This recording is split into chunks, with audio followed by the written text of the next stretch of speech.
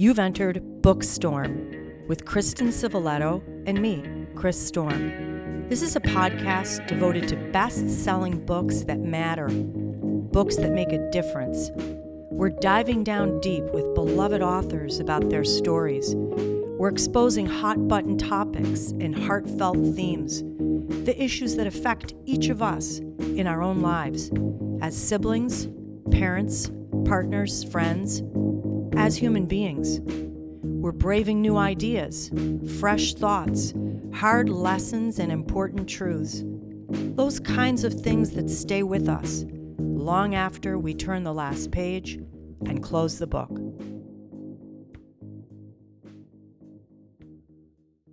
Well, welcome back, Bookstorm followers and book lovers. You know you love books. We love great fiction. And we've got one of the best all-time fiction writers with us here today. You're going to be very excited to see Chris Bohjalian with us. You know his best-selling novel that we adore, The Lioness. We're here to talk to him about that today. But let me tell you a little bit about him in case you don't know, because your bio, Chris, is just amazing. I'm going to go into a little more detail than I usually do. And first, let me say welcome to you. Thrilled to have you here. It's great to be here, and you can keep my bio as short as you'd like. Well, Chris is the #1 New York Times best-selling author of 24 books. His work has been translated into 35 languages. It has become 3 films and an Emmy-nominated TV series. We're here to talk about The Lioness, which is already in development for a limited TV series from One and Marsh Entertainment. Do you know, the New York Times said, Bohjalian steers this runaway Land Rover of a story into some wildly entertaining territory. The Boston Globe wrote, Bohjalian, one of our finest storytellers, weaves his spellbinding magic. Kristen and I couldn't agree. I read this book in one sitting, could not put it down. Publishers Weekly, Library Journal, and Booklist all gave it star reviews. Chris's 2020 novel, readers will notice, The Red Lotus, is also in development for a television series. His 2018 novel, The Flight Attendant, was an HBO Max TV series. And you may have noticed during the Emmy Awards, the actress Kaylee Cuoco was nominated for Outstanding Lead Actress in this film, The Flight Attendant. Wow. A lot of people are benefiting from your beautiful stories. His books. I'm benefiting from a lot of TV. Yes, they sure are. We're being entertained, but like Kristen and I said in the beginning, we're not just being entertained. We're being provided with new thoughts, new ideas, insights, and taken to places we've never been before. But let me just talk about a couple of your awards. I can't mention them all, although I want to. His books have been chosen as Best Book of the Year by Washington Post, St. Louis Post-Dispatch, Hartford Courant, Milwaukee Journal, Publishers Weekly, Library Journal, Kirkus Reviews. I could go on and on and on. I'm sure hard-earned, and we are here to say very well deserved. Thank you. Let me also add, as if this is not all enough, he has written for a wide variety of magazines and newspapers, the New York Times, the Washington Post, Cosmo, Reader's Digest, Boston Globe. He was a weekly columnist in Vermont for the Burlington Free Press. Now, this talent is also in Chris Bohjalian's family. He lives in Vermont with his wife. His wife, the famous photographer, Victoria Bluer, has the most beautiful artwork. And listeners, you're going to want to check out her website, Victoria Bluer Photography. His daughter, beautiful daughter, Grace, is a young actor in New York City. She narrates a lot of Chris's audiobooks, but also I see that she is in the production of an upcoming Lioness that's going to be on the Vermont stage. So congratulations to you. And I guess all of your family, it's in the DNA there. Oh, I am the 3rd most talented artist in a family of 3. Yeah. My wife and my daughter are dramatically more talented than I am. That's very sweet. Very Very sweet. true, though. Well, it's a pleasure having you with us today. With Kristen, I cannot wait to dive down into this wonderful story. I also like that little pun that you made there, Chris. They're dramatically more talented. Oh, Thanks, Kristen. Chris, we like to give our listeners a little bit of the story background. So if you'll allow me, I'm not going to give away any spoilers, I promise, which is not that Not easy. concerned. Nope. Okay. This book, The Lioness, takes us back to Tanzania in 1964. And Katie Barstow, an A-list actress, and her new husband, David Hill, they decide to bring a whole Hollywood entourage to the Serengeti in Africa for their honeymoon. Now, I think they envisioned, giraffes and beautiful acacia trees and wildebeest crossing the river and all kinds of beautiful zebras nearby. In fact, they brought along every creature comfort, including ice makers. But everything goes horribly wrong, and the worst that can happen does. Now, we see an amazing entourage of characters. We have another actress who is also very well known. We have a very well known Black actor, and he had starred previously in a film with Katie Barstow, and it was somewhat controversial. And we have other people who are involved in the industry, but all of whom have a very interesting past that uniquely prepared them for some of the challenges that lay ahead. So your story, again, without giving away too much, because it's kind of hard here, Sure. really takes us on a thrill ride where you address colonialism, race, fame. There is so much that you tackle in this book, but you do it so deftly. I loved it. And do you want to add anything as far as any other factual background? No, that summary was fantastic. You need to come on the road with me and introduce my book all the time. Done. You would not believe the number of people who tell us that. And we're like, yes, okay. Well, okay, sure. Well, let's dive right in. And so for listeners who have not had the pleasure of this book yet, I want to say to Chris, thank you for transporting us into Africa, a place of supreme beauty and majesty and wonder, and yet a desperate fight for survival.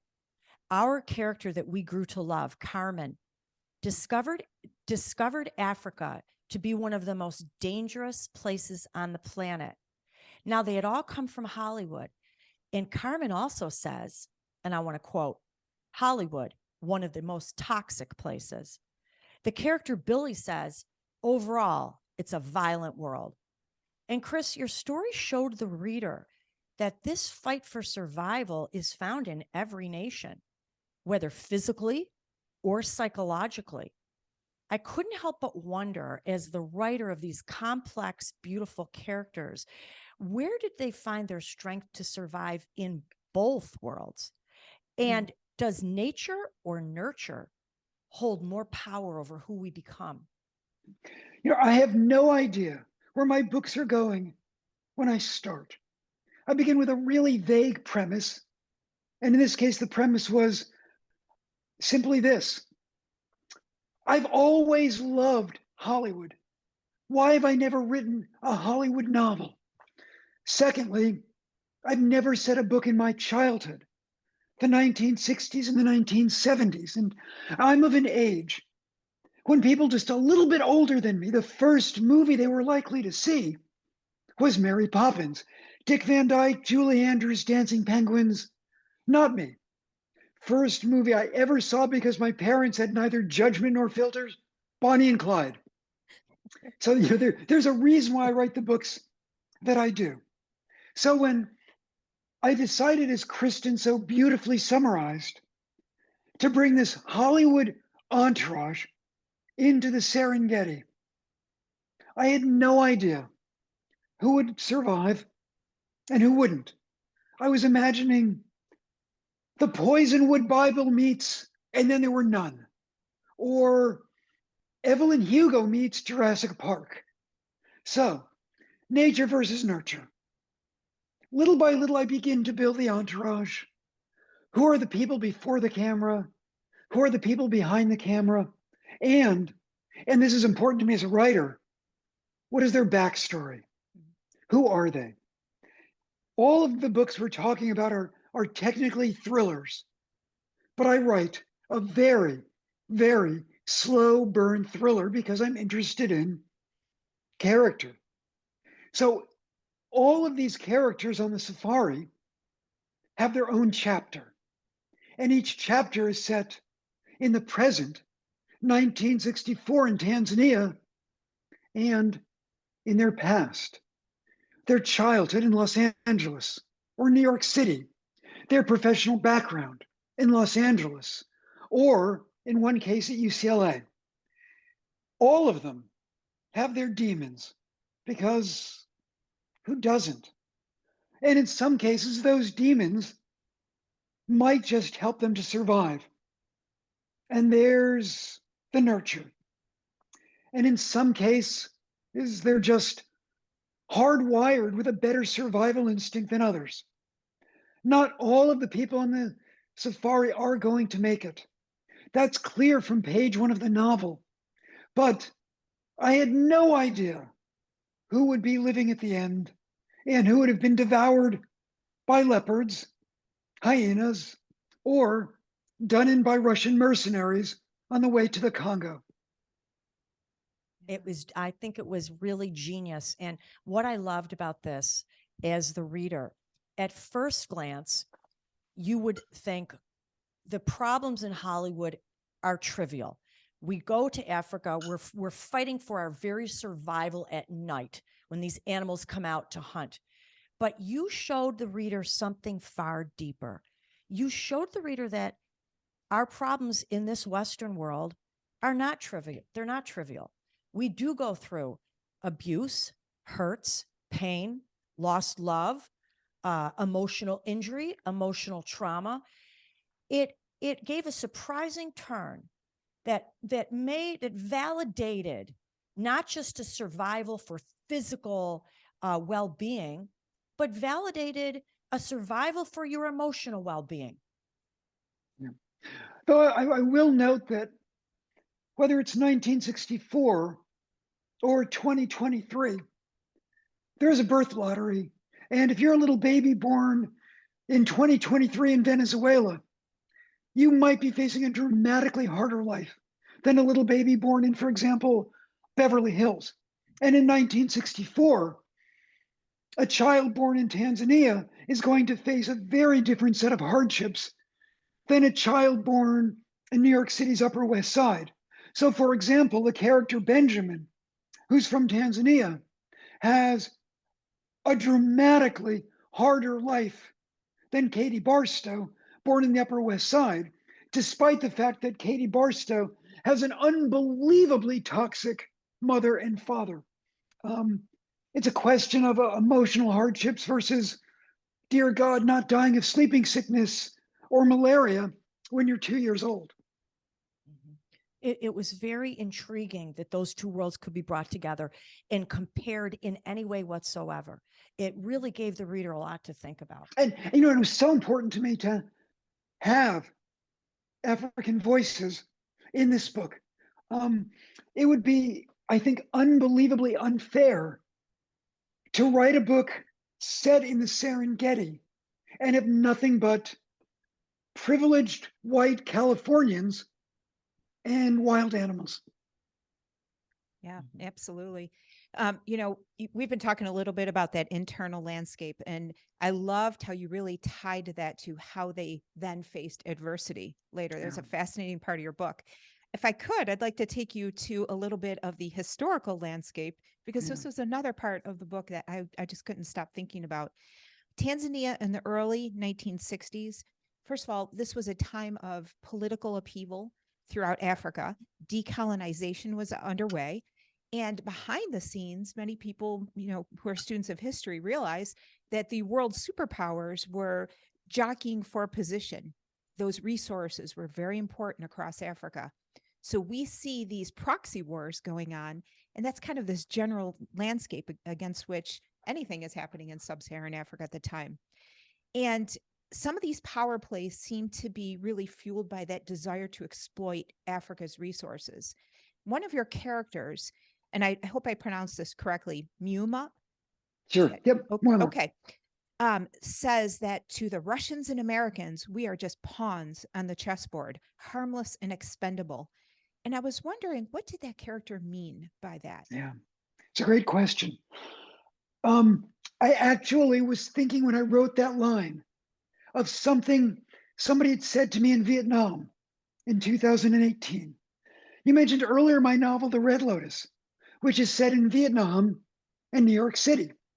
And when I was researching that book, I went to Vietnam. And at one point, my wife and I were chatting with our translator to a couple of fishermen.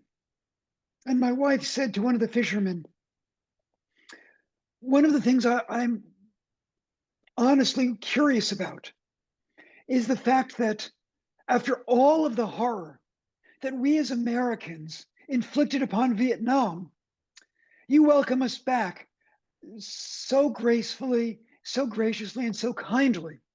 And one of the fishermen said, well, let's face it, we were fighting the Chinese for 800 years. We were fighting the French for 80. We fought you for 8. You were but a blip on the geologic time frame.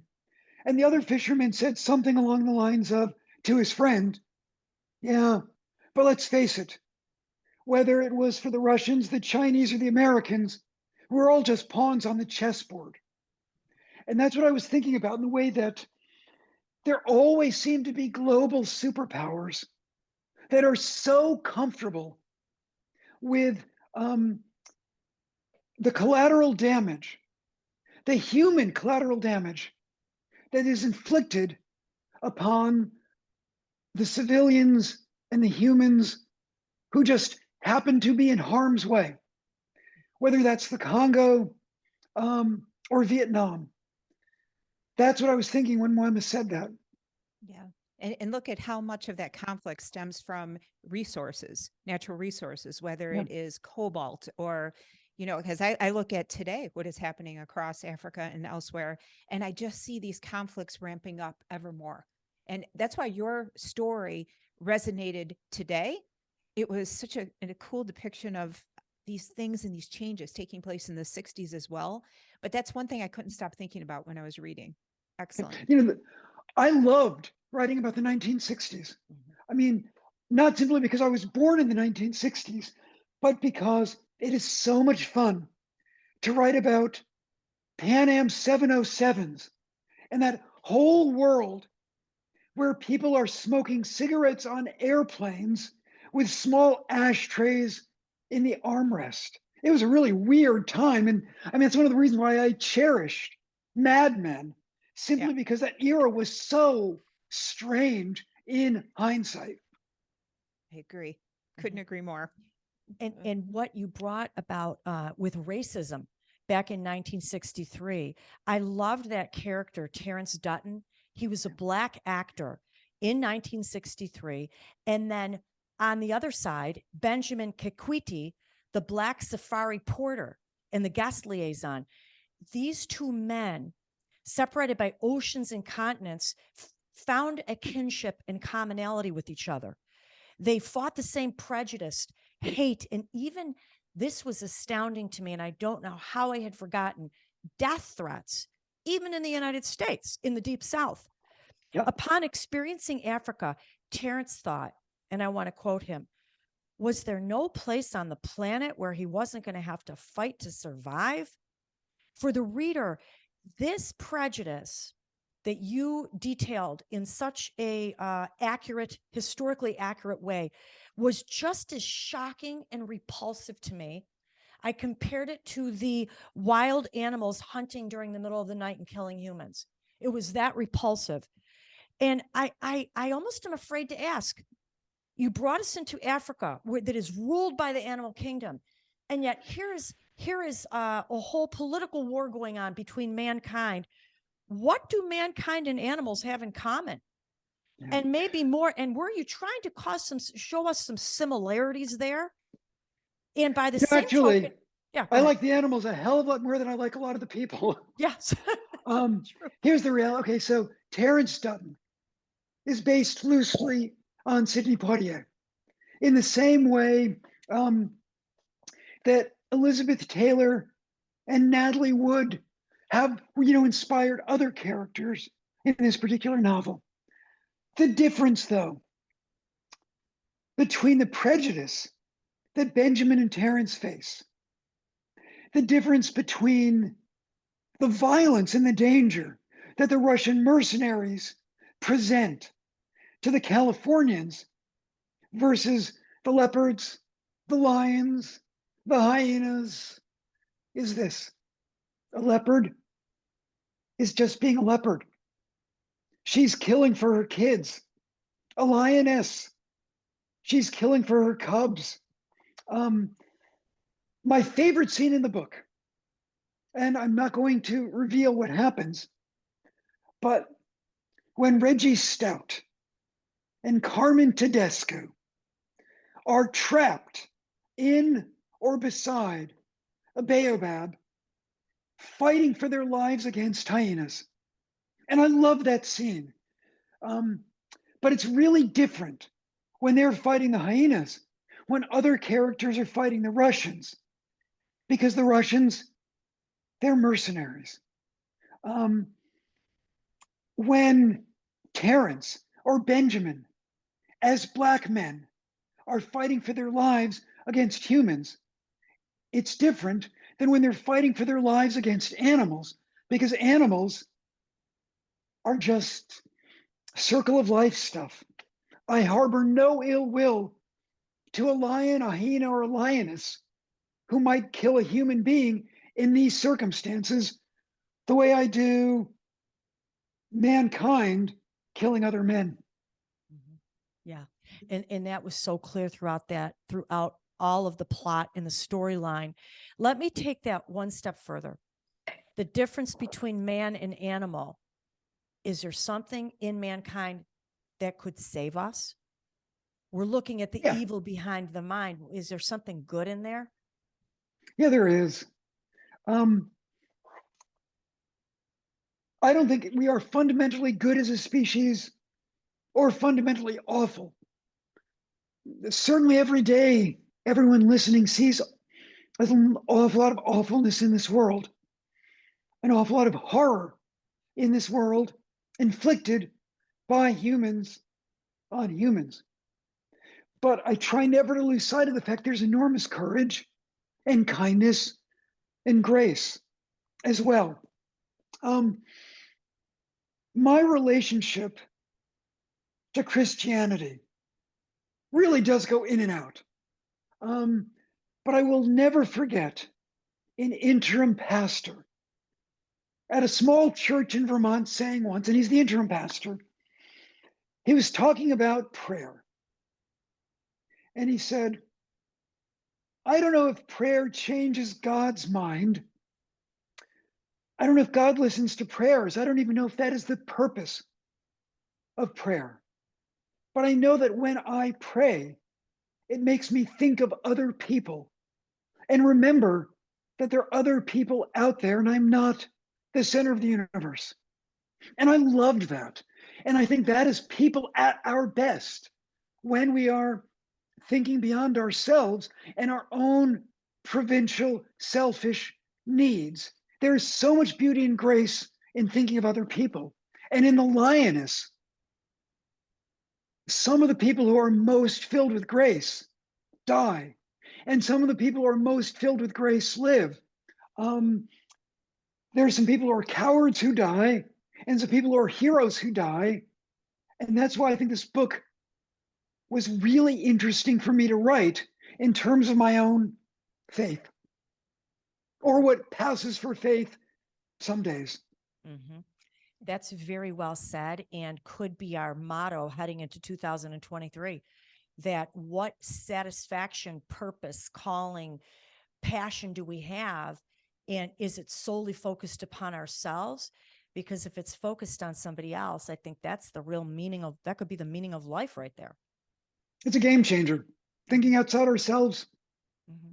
Well, and also the idea that we can act contrary to our nature. And, that's something that maybe sets us apart from other animals. We can choose to act selfishly or, Yeah. unselfishly. Yeah, that's an excellent point. That is good. That's really well put. And that is the difference between a lion and a human. Yeah, absolutely. Um, well, in terms of another big subject, I'm going to put this one out there because I was also very fascinated by this one. To me, there was also an ongoing tension in your story between the old ways, colonialism, and whatever the future held. And we've kind of broached this a little bit in terms of some of the issues relating to racism. But some of your characters could see a new future, a time where racism or exploitation were regarded as the awful things that they are and the evil that it is. But there were other characters that clung to the old ways. In fact, one of the characters on the expedition is referred to as the last of the great white hunters. And I was wondering if you thought that certain people romanticize colonialism and these old ways because they're fearful about what the future is going to bring and some of those changes. Yeah. Before I answer that question, I got to share with you something I find astonishing. In addition to going on a safari, I did a lot of homework for this book, and a lot of that meant reading old safari tourist magazines. I read dozens and dozens of them, and you keep seeing ads, and this is from 1964, for you can't make this up. White hunters. Yeah. It was literally a job description. Great white hunter. It was appalling, but as late as the 1960s, hunters, when they would go on safari, not photo safaris, but actual, I'm going to kill something safaris, would want to retain what were called white hunters, the ultimate colonial dinosaur. These white men from the era of Hemingway and pre-Hemingway, who lived a very different code, mostly horrible. And you can see it in the short, happy life of Francis Macumber. You can see it in the snows of Kilimanjaro. You can see it in the work of Robert Rourke, as well as, of course, Hemingway. And when people pine for that, they are pining for a world that was simpler and more horrible. It was a world that had literal interspecies hierarchy. Racism was codified, sexism was codified. And I don't know if it was a simpler place, but it was a crueler place, a meaner place. And we've evolved beyond it some days. Some days, obviously, we haven't. But in our better moments, we have. You will no longer see ads in safari magazines, thank God, for great white hunters. But I was alive in the 1960s when you did. Yeah, absolutely. And that was one of the things I felt like that I really loved about your book, because you somehow broached these big subjects and you could feel impending change, and you could feel the characters' angst, some of them, over those changes, because there was a predictability and a stability to the old ways. They understood the rules of colonialism. Now the rules are changing. And so it's such an excellent, I love this book so much. I And mean, it's just one of the the things. the outfitter who is running the safari feels unbelievably emasculated because he had been one of those hunters who used to bring Americans, Brits and French, and bring them into the Serengeti to get the big five, to get their buffalo, to get their lion, to get their etc. And now he's been unbelievably emasculated. He has to bring actors who want to do nothing but photograph these animals.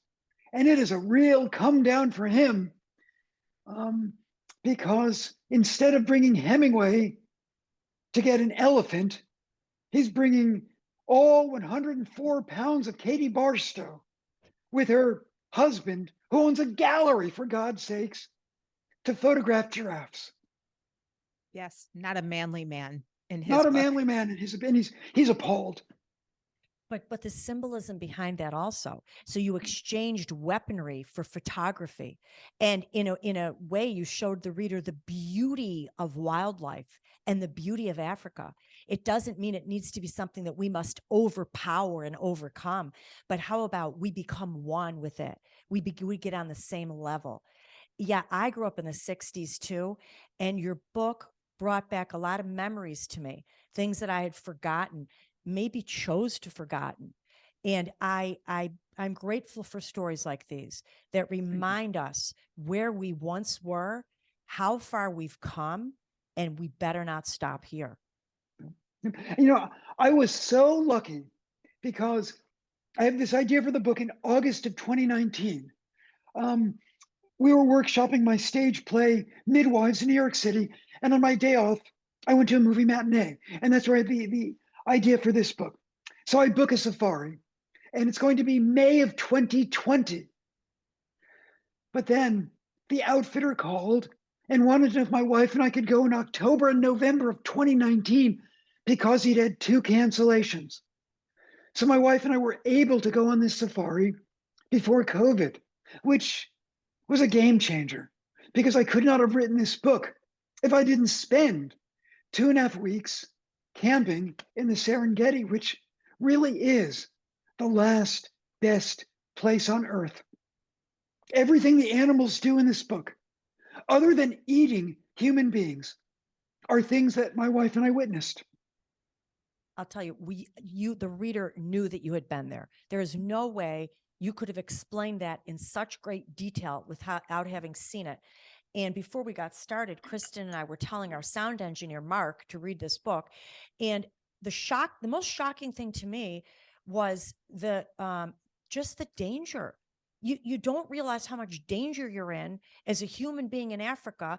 And then your character's stripped of weaponry during the night. It was really shocking. It was really eye-opening. And now Kristen and I want to go on a safari, don't we? Not to Oh, you shoot do. animals. And Yeah, not to shoot anything. no, and it's wonderful. And the reality is that if you listen to your guides, it's completely safe. Nothing will happen to you if you listen to your guides. But the more time I spent with my guides, and they saw how macabre I am as a novelist, because I was always asking them all of the ways there are to die in the Serengeti and the stupidest things they'd seen guests do. And the stories they told me about the ways that they had to protect, or the rangers, because you always have rangers with you, um, had to protect guests from doing stupid things. Just, it was mind boggling. I mean, you know, when you go into your tent at night, you do not leave your tent until the next morning. You just don't do it. But, you know, both guides told me stories of guests who had to go to the mess tent for that 11 p.m. scotch, that bedtime whiskey. And the next morning, they had to show the guest, here are your footprints. Look over here, 10 yards away. Here are a lion's footprints. Wow. That's astounding. That really was astounding. Well, Chris, we just love this book, as we said. And readers, if you haven't read anything by Chris Bohjalian, pick up any, but The Lioness is a great place to start. And can you give us a clue about what you might be working on next? I can tell you exactly what you will see next because it's done. The next novel you will see from me is called The Princess of Las Vegas. You will see it the first Tuesday in March 2024. It is about a Princess Diana tribute show performer at at Las Vegas's worst casino, who gets involved with Russian oligarchs, cryptocurrency, and laundering money. That sounds very intriguing, doesn't it, Kristen? Okay, we're ready for that one. Oh, you think the Serengeti's interesting? Well, I had a lot of fun with Las Vegas, I I promise. bet, I bet you did. Well, I just want to tell our readers too, please connect with Chris Bohjalian. You can find him on Facebook, Instagram, Twitter. You can get on his newsletter. You can check out some of his very intriguing blog posts, like the short stories I found in the sweater box. Or just follow him on social media. Check out some of these TV series, and like Kristen and I are, and wait for the next book. Chris, thank you so very much for your writing, for taking us places we've always longed to go, for opening our eyes to life issues that really still matter today. Oh, Chris, Kristen, Mark the engineer. I thank all of you so much. I love Bookstorm. I've just enjoyed so many of your interviews. Thank you for all that you do to celebrate what words and reading and books can mean to the soul. Thank you, Chris. Beautiful. Thank you. Happy New Year. Have a wonderful New Year. We hope to Thanks see you all. back. Such a great interview with Chris Bohjalian, and I mean, a lot of wisdom in this book. The one thing that hit me that we didn't get to talk too much to him about was these characters who came from Hollywood. Some were strong, some were weak. When they got attacked, some brought forth inner strength they didn't know they had. Some fell apart, vomited, passed out, cried. What is it about our past experiences that form who we are today? It's a little bit frightening to me to think that our past could hold so much control over who we've become. Yeah, I thought that was fascinating because it really, there was a correlation between the trauma somebody experienced in their past or some experiences they had and how they responded to a life or death situation. And it was very interesting because some of the characters survived some pretty significant traumas. They were better equipped. They knew they could make it if they needed to. There was a mental strength that they had that others didn't possess. And there were some characters who felt victimized their whole lives. And when they were in a life or death situation, they became victims. So I agree with you. That was such an interesting correlation to kind of match up that backstory. You know, Chris is such a skilled writer because he really deals with that internal landscape, the external landscape, and it melds perfectly in the way that he unspools that story. But that's where you see yourself in those characters. Yes, the whole backstory. And Kristen, I looked at those characters and I thought, if I was in Africa and I was attacked, how would I respond? You would hope that we would find this inner strength that maybe we never knew we had, like some superpower, or, you know, when it hits the fan, all of our prior weaknesses would just fall into the ground. What is a way that we could prepare for that? Then I thought, if you have a lot of past hurts, if you feel weak in some areas, maybe it's better to take a good hard look at those and deal with them rather than push them away and pretend they're not there. I don't have an answer to this. Yeah, I agree. I mean, think about it this way. We had people who were very privileged out in the wild and everybody was kind of equal. And the people who had that mental stamina, the people who had a very strong sense of identity and of themselves, they tended to fare better than others. So maybe it starts with that internal perception of ourselves, thinking about our identity, and then carrying that out in our actions and having not a victim mentality, but a survivor mentality. Mm-hmm. And do you think that sometimes that is a choice? I don't want to minimize any hardship anyone's gone through. And I think sometimes this takes therapy and treatment and all sorts of things to get through things. But sometimes I think it is a choice to say, I am going to come out stronger. I decide to continue moving forward. I decide to be resilient. I refuse to allow that to hurt me anymore. Things of that nature. I don't know, but the growth of these characters, not even the growth, the failure of some of these characters, the weaknesses that they even didn't know they had, really made the reader take a look inside themselves and kind of do a little second guessing. That was the brilliance, I think, of this story as well. Oh, yeah. You think, what would I do in this situation? And what reserves am I going to draw on? That's what I kept thinking to myself. And in everyday life, you know, there's things that we are maybe afraid to do. And it can run the gamut from public speaking to jumping out of an airplane to mountain climbing to traveling to flying in an airplane. People have all kinds of fears and insecurities. And it made me think of what Eleanor Roosevelt said once, and this quote is used so much, but I love it. We must do the thing we think we cannot do. We must do it. Because if that's where if our fear gains control over us and we cannot grow or move or become who we are fully capable of being, then it won. Yeah, I like what you said about fear not gaining control, because fear is helpful in some ways, right? It keeps you safe, especially in a situation like this where you've got to keep your wits about you. But it's healthy fear. And it's when fear is unhealthy that it cripples you, that's where you've got to work really hard to change that mindset and tackle something in a different way. Mm-hmm. And then I love what Chris Bohjalian said too, just moving into this next year, that take the focus off of ourselves now and then. There is no greater way to combat your own problems than to forget about them temporarily and help somebody else with theirs. And I don't think there's anything more satisfying. Yeah, no, beautifully put. Yeah. A lot of wisdom in there. A lot of wisdom, a lot of wisdom. Can't wait for this next book by Chris Bohjalian. And you know what I'm going to do now? Got to give a shout out to this guy, talented sound engineer / producer / the writer of our theme song, opening and closing, the Mr. Mark Carey. Here he is. Hello. Hope you guys enjoyed the show today. We'll see you again next week.